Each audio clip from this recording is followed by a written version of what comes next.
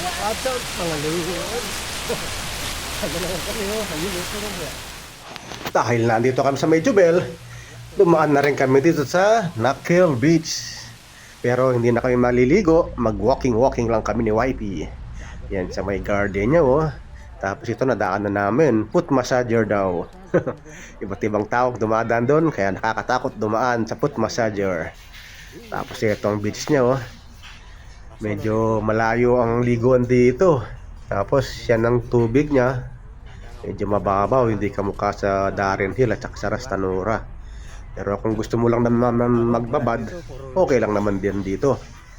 Tapos ito sa may bandang dulo na to. Maganda mag-camping rin dito. May mga kabayan din nagka-camping dito.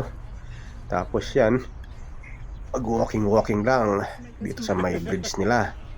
Tapos daan tayo dito sa may mini forest nila. Ayan oh, meron din mga nagka-camping doon. Diba? Picnic, camping, ayos dyan. Tapos ito yung kabuuan ng beach nila oh. Mahaba-haba rin to eh, kaya nagkotse na kami. Yan, para makita nyo. Libre din pala mga cottage dyan, pwesto lang kayo. Maraming salamat sa nanood. Bye bye you.